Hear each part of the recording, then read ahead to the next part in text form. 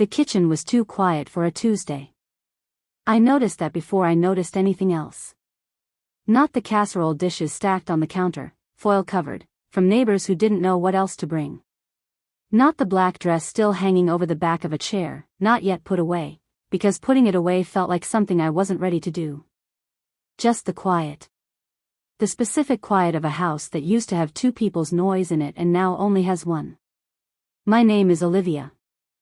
I'm 29. 3 days ago, I buried my husband. His name was Marcus.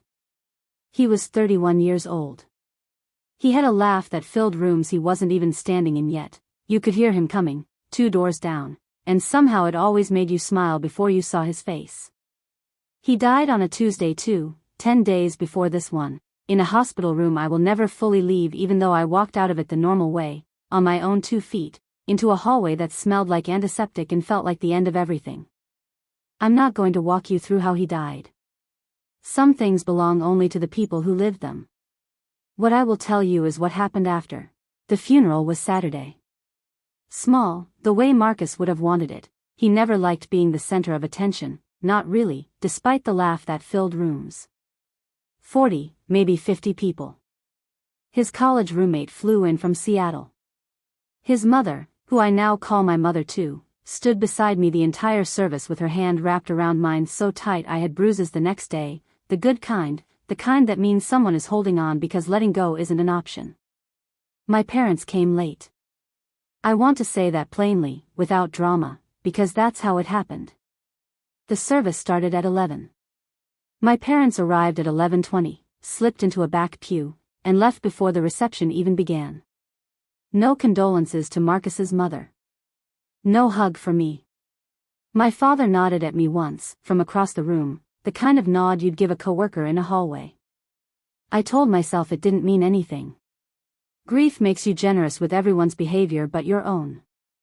I told myself they were uncomfortable, that death makes people strange, that my mother had never been good with feelings even on an ordinary day, let alone one like this. I kept telling myself that for 3 more days. Here's what you need to understand about my parents, because the story doesn't make sense without it. My mother, Carol, has spent my entire life curating an image of our family that has very little to do with the actual people in it. We were the family with the matching Christmas cards. The family whose home always looked photo-ready, where conflict happened, if it happened at all, behind closed doors and was never, ever discussed at the dinner table or in front of guests. My mother did not raise me to feel things. She raised me to manage the appearance of feeling things correctly, at the correct volume, for the correct amount of time. My father, Robert, learned a long time ago that the path of least resistance in our house ran straight through agreeing with my mother. Not because he agreed. Because disagreeing cost more than it was worth, and somewhere along the way, he decided the cost wasn't worth paying.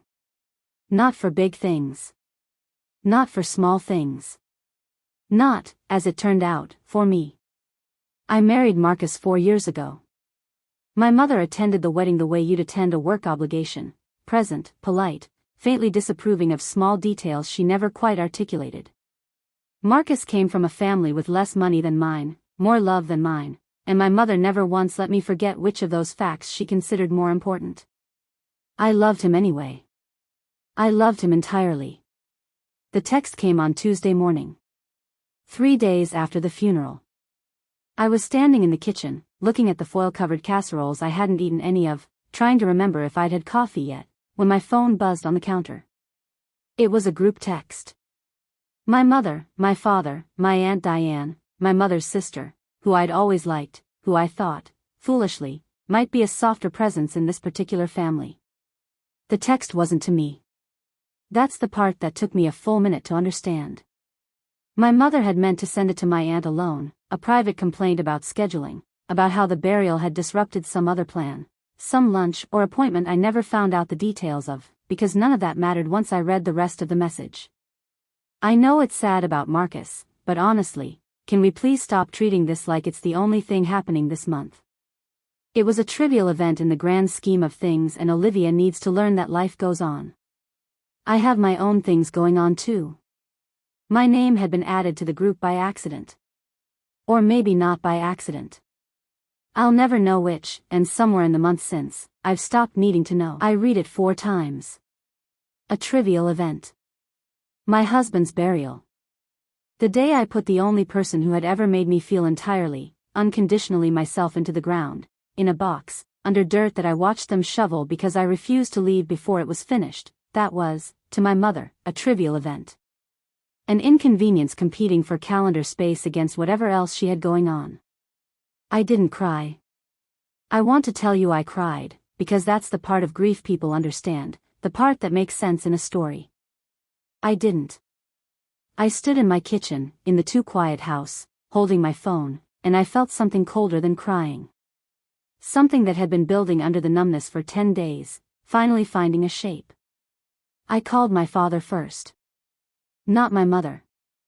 I think some small, stubborn part of me still believed, even then, that he might be different from her if I gave him the chance alone, away from her voice in his ear. He picked up on the second ring. "Olivia," he said.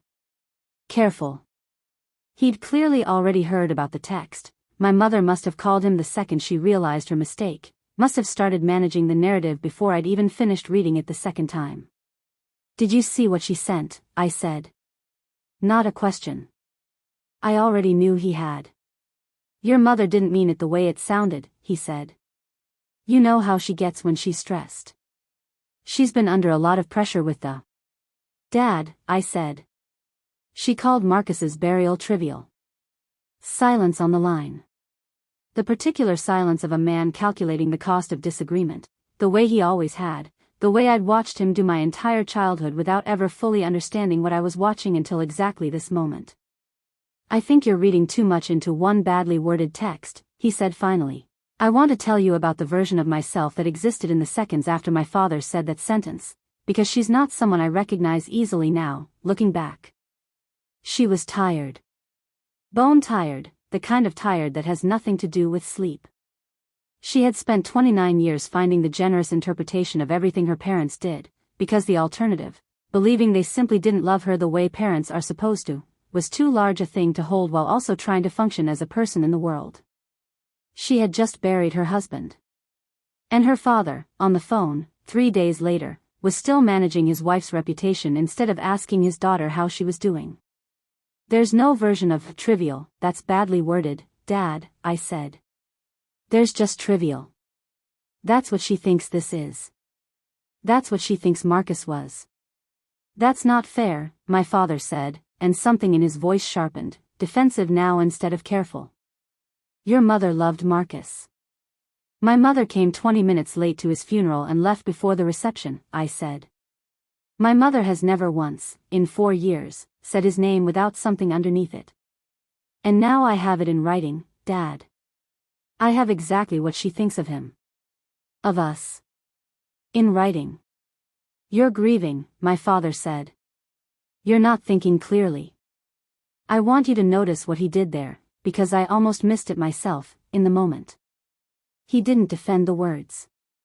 He couldn't, there was no defending them. So instead, he redirected the entire conversation toward my state of mind. Made the problem my grief instead of her cruelty. It is, I would learn, one of the oldest moves in the family playbook. I just hadn't recognized it before, because it had never been pointed so directly at the worst day of my life. "I'm thinking more clearly than I have in 10 days, I said.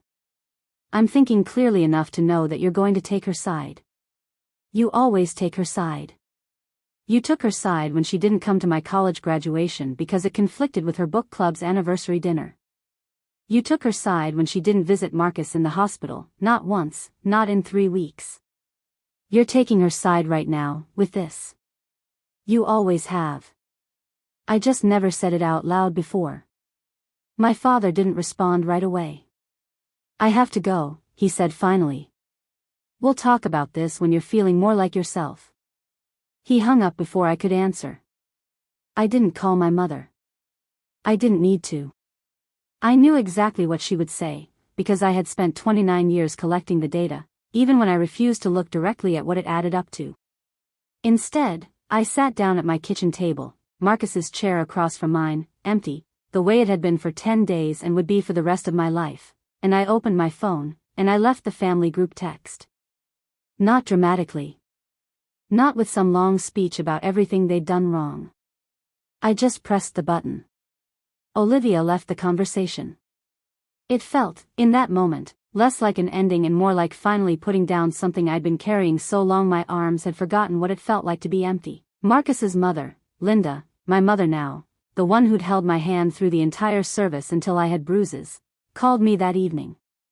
I told her everything. The text. The phone call with my father. The quiet, final press of a button that took my parents out of a conversation they'd never really been present in to begin with. She was quiet for a long moment after I finished. "I'm not going to tell you what to do about them," she said. "That's not mine to decide. But I want you to know something, and I need you to actually hear it, not just listen to it." "Okay," I said. "You are not required to keep people in your life because they share your blood," Linda said. "Family is supposed to be the people who show up. Not the people who share your last name. You've had a family this whole time, Olivia. It just wasn't entirely the one you were born into." I cried then. Finally. Not for Marcus, or not only for Marcus, for the strange, specific grief of realizing that the family I'd spent my whole life trying to earn approval from had never been capable of giving me what Linda had just offered freely, in one phone call, on the worst month of both our lives. The weeks that followed had a particular texture to them, grief and severance running parallel, two griefs instead of one, except one of them came with relief mixed into the pain in a way Marcus's loss never would. My mother texted twice. Both times, she framed her words as concern wrapped around an accusation. "I'm worried about you isolating yourself in your grief. This isn't healthy, Olivia. You're going to regret cutting off your family when you need us most." I didn't respond to either text. I had learned, finally, after 29 years, the difference between a question that wanted an honest answer and a sentence constructed only to be performed, to be screenshotted later and shown to relatives as evidence of how reasonable she'd been and how unreasonable I was being in return. My father didn't text at all. "I want to talk about what grief actually looks like when you're not performing it for anyone, because the version I lived through in those weeks didn't look like anything I'd seen in movies or books. It looked like standing in the cereal aisle at the grocery store, holding a box of the brand Marcus liked, not the brand I liked, and realizing I'd already eaten through the box I bought the week before, alone, every morning, in a kitchen that still had his coffee mug sitting exactly where he'd left it, because I couldn't make myself move it yet. It looked like Linda calling me every single evening at 7, not to check on me exactly, just to talk, about nothing, about her garden or a show she was watching, giving me 45 minutes a day where I didn't have to hold the shape of my own grief by myself. It looked like Marcus's college roommate, the one who'd flown in from Seattle, texting me a photo every few days. Marcus at 22, Marcus at a wedding, Marcus laughing at something none of us would ever know the punchline to again, small, unprompted gifts from someone who had decided, on his own, that I shouldn't have to carry the remembering by myself. None of that came from my parents. All of it came from people who had no biological obligation to show up for me at all. I think that's the part of this story I most want you to sit with, if you're watching this, because some version of it is happening in your own life right now. Family, the kind that actually matters, was never really about the blood. It was about who stayed in the room when staying cost something. My mother had never once, in 29 years, stayed in a room when staying cost her something. My father had spent his whole life making sure he never had to find out whether he would. 2 months after the funeral, I got a different kind of call. It was my father. Not a text this time, an actual call, late on a Sunday evening, his voice rougher than I remembered it, like he hadn't used it much that day.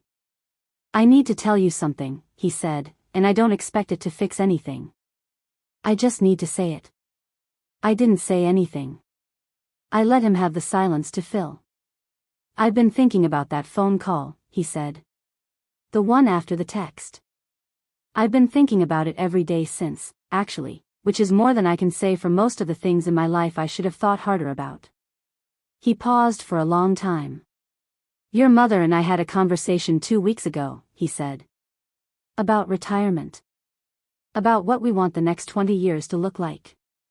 And somewhere in the middle of that conversation, completely unrelated to you, she said something about a neighbor's daughter, Some small unkindness, nothing important on its own, and I heard myself, in my head, already constructing the explanation. Already finding the version of it that wasn't really what it sounded like. The same thing I did with you. Dad, I started. Let me finish, he said, and there was something in his voice I didn't recognize, not the careful, conflict-avoidant tone I'd known my whole life, but something rawer underneath it. I've spent 35 years doing that. Finding the version of your mother's behavior that let me avoid a fight. I told myself it was keeping the peace. I think now it was just cowardice with a nicer name. I didn't say anything for a long moment. I didn't trust my voice yet. I'm not calling to ask you to forgive her, my father said. I don't think that's mine to ask for, and I don't think she'd even want it on those terms. She still believes she did nothing wrong, and I don't know if that's ever going to change. I'm calling because I need you to know that I see it now. What she is. What I let myself become by staying quiet next to it for 35 years. And I'm sorry it took losing my son-in-law and very nearly losing my daughter to finally say that out loud. Marcus would have liked you saying that, I said. It was the first true thing I'd said to my father in 2 months. He always thought you had it in you. He used to tell me that, actually. That underneath all the careful, there was someone who wanted to say more. My father made a sound on the other end of the line that might have been a laugh, or might have been something closer to crying. I couldn't tell, and I didn't ask. I'm not going to tell you my father and I fixed everything in that one phone call, because that's not how repair actually works, and I think stories that promise it cheapen something real that takes much longer and costs much more. What happened instead was slower. He started calling, actually calling, not texting, once a week, then twice. He asked about Marcus, by name, without flinching, the way he never had while Marcus was alive. He asked about me, the actual me, not the version of me that was easy to manage from a safe emotional distance. He didn't divorce my mother. I want to be honest about that too, because I know some of you might be hoping for a tidier ending than the one I actually have. They're still married. He still goes home to her every night, still sits across from her at dinner, still navigates a marriage I will probably never fully understand from the outside. But something shifted in how he shows up for me, separate from her, in the space he carved out that doesn't require her permission anymore. My mother never apologized.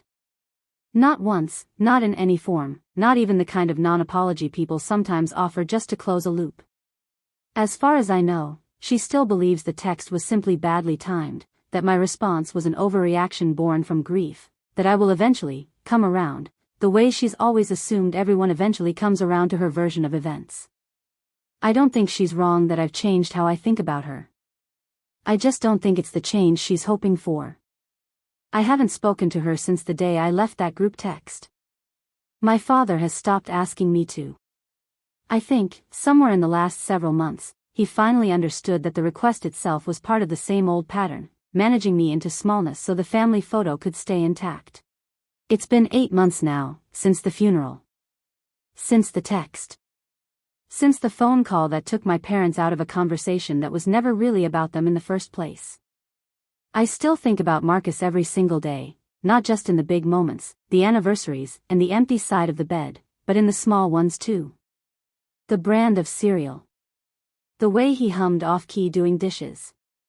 The particular sound of his laugh, 2 doors down, that I will spend the rest of my life half listening for, even though I know, every single time, that it isn't coming. I have not stopped grieving him. I don't think I ever fully will, and I've stopped expecting myself to. Grief, I've learned, doesn't resolve. It just changes shape, takes up a little less room some days, a little more on others. But I'm not grieving alone. Linda calls every evening, still, even now, even though the urgency of those first weeks has softened into something steadier, a habit of love instead of an emergency measure. Marcus's college roommate still sends photos sometimes, unprompted, small proof that someone else is still keeping Marcus's memory alive alongside me. My father calls every Sunday, asks real questions now, sits in the discomfort of real answers instead of redirecting them. Last week, my father asked if he could come visit. Alone. Not a holiday, not an occasion, just a Tuesday, the same kind of ordinary Tuesday that used to be too quiet to bear. He showed up with a casserole dish, of all things, clearly purchased that morning, clearly the first one he'd ever made in his life, judging by how carefully he carried it, like it might fall apart in his hands. We sat at my kitchen table. Marcus's chair was still across from mine. I've never moved it, and I don't think I ever will, not because I'm stuck, but because some absences are meant to stay visible. My father looked at the empty chair for a long moment. Then he looked at me. "Tell me about him," he said. "Really tell me. I want to actually know who he was, not just the version I let myself half pay attention to for 4 years." So I did. I told him about the laugh that filled rooms he wasn't even in yet. I told him about the way Marcus used to leave notes in my coat pockets, just small ones, "Just thinking of you," or "You've got this," on days he knew would be hard. I told him things I hadn't said out loud to anyone, not even Linda, because my father was finally, for the first time in 29 years, someone who stayed in the room long enough to hear them. He cried. My father, who I had never once seen cry in 29 years, sat at my kitchen table and cried over a man he'd barely known while he was alive. "I'm sorry," he said. "For all of it. For not knowing him better. For not knowing you better. I don't know how to fix 35 years of getting this wrong, Olivia. I just know I don't want to keep getting it wrong from here. I don't know what happens with my mother. I don't know if there's a version of this story where she eventually says something true, something that isn't about managing an image or closing a loop. I'm not holding my breath for it, and I've made peace with that, actual peace, not the performed kind I used to specialize in. But I know what family means to me now, in a way I didn't fully understand before I lost Marcus and, in some sense, lost my mother in the same brutal month. Family is the people who show up. Who stay in the room when staying costs something. Who say your husband's name without flinching, who learn the small details because the details are how you actually know someone, who sit at your kitchen table on an ordinary Tuesday and cry over a man they're only now getting to know, 8 months too late, because better late, I've learned, is still better than never. My father is still learning how to be that. I think he might actually get there. My mother, I suspect, never will. And for the first time in my life, I've stopped needing her to. If you've ever had someone who shares your blood make you feel small on the worst day of your life, I hope this story found you at the moment you needed it. I don't think every story like this gets a clean ending, and mine certainly didn't. I lost my husband. I lost my mother, in every way that matters, on the same brutal stretch of road. What I got instead, slowly, imperfectly, was a father willing to finally look at himself, and a mother-in-law who taught me what the word family actually means when nobody's performing it for an audience. I'd love to know, has someone in your blood family ever made you feel like your pain was an inconvenience?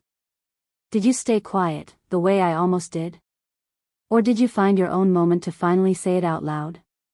Tell me in the comments. I read every single one. If this story meant something to you, consider subscribing. There's another one waiting next week, and if you've lost someone recently yourself, I hope today, in whatever small way it can, treats you gently. Thank you. I had never seen a photograph of my grandmother laughing like that. Not posed laughing, not the polite smile she gave cameras her whole life, but actually, genuinely laughing, the real version, the one that takes over your face before you think to manage it. I cried over that photograph. Not for grief, exactly, though grief was in it. More for the specific feeling of finally seeing someone clearly, someone you thought you already knew.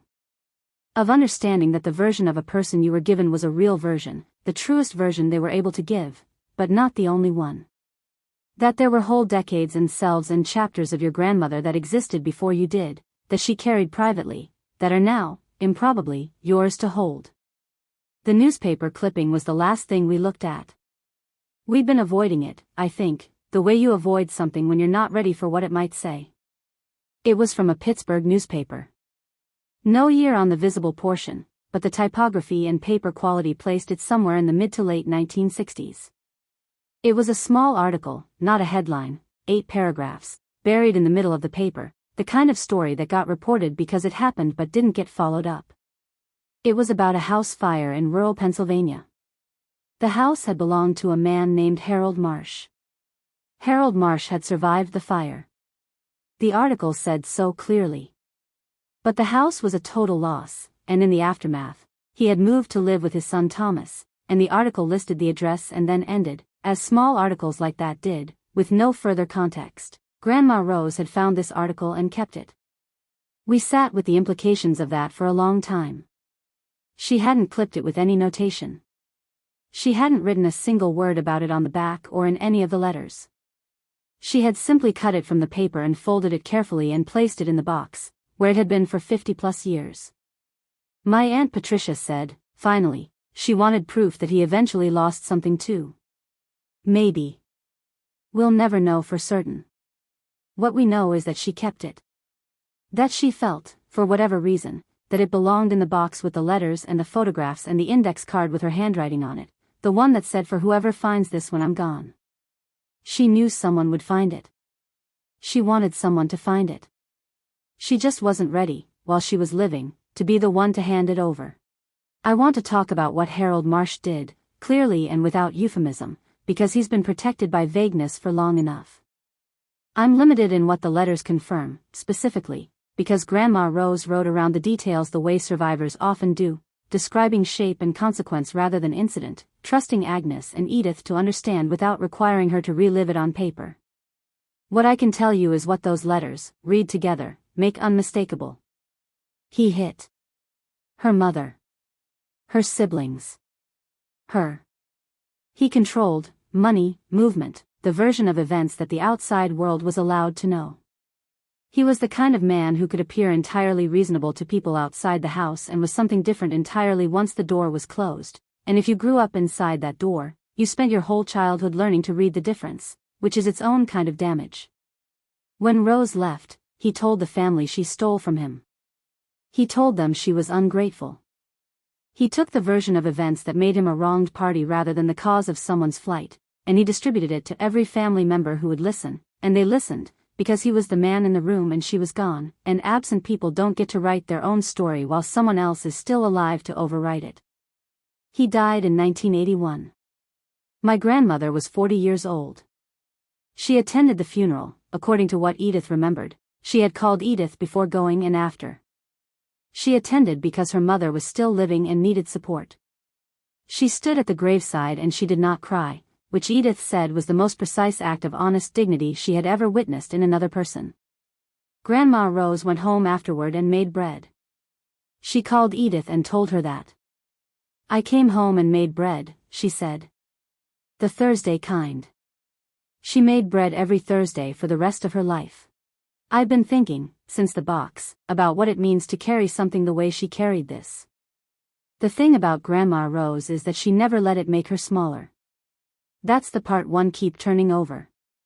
Some people carry damage by becoming harder, by armoring up, sealing off, protecting themselves through distance.